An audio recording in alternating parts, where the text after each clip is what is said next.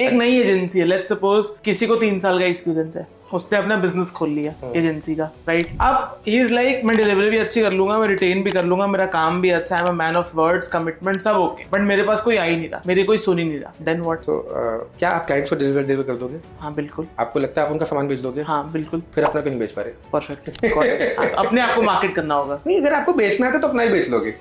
अगर बेचना नहीं है तो कहानी कर रहे हो तो उसका बेच पाओगे, तो अपने लिए भी कहानी है। तो अगर कोई अपना सामान बेच सकता है तभी दूसरों का बेच सकते हैं मेरे हिसाब से। मतलब वो कहते हैं ना, माँ बाप की पूजा घर, भगवान की पूजा घर से शुरू होती है। एग्जैक्टली। ऐसे रिजल्ट भी घर से शुरू होते हैं। अगर आपको टेलर मेड सॉल्यूशन बनाने हैं, राइट, क्लाइंट्स को, कोई रियल एस्टेट का आ जाएगा, कोई लेट्स से फाइनेंस का आ जाएगा, कोई होरेका का आ जाएगा, होटल आ गया, कोई एयरलाइन आ गई, मतलब you get spectrum of clients.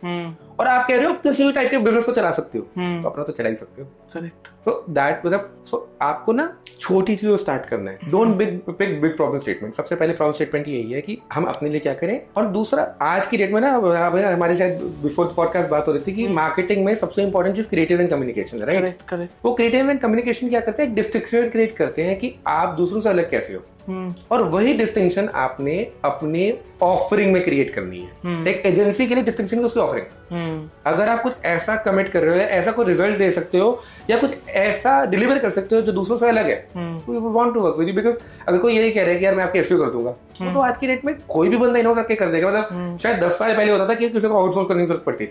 कोई कहता है आपको सोशल मीडिया कर दूंगा, 25,000 का ग्राफिक डिजाइन बिठाएंगे, साथ में एक याद हुआ तो मार्केटिंग मैनेजर बिठा देंगे जो पोस्ट कर रहा है, वो खत्म हो गया।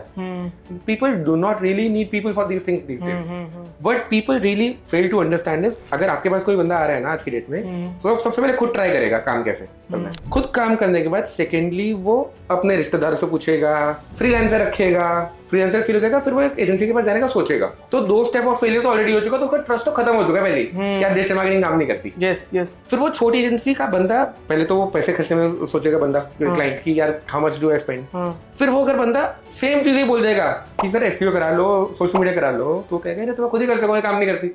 So you need to actually create a solution for that person, why that person will survive or how that person can survive online. If you are able to do that as an agency, और agency का काम ना actually cell नहीं है, consult करना है, educate करना है कि सही रास्ता ये है, आपको जाने नहीं जाना आपकी कॉल है। आप कभी भी इसलिए सेल मत करो कि आपको सेल करनी है, आप वो क्लाइंट को बताइए जो क्लाइंट के सही है।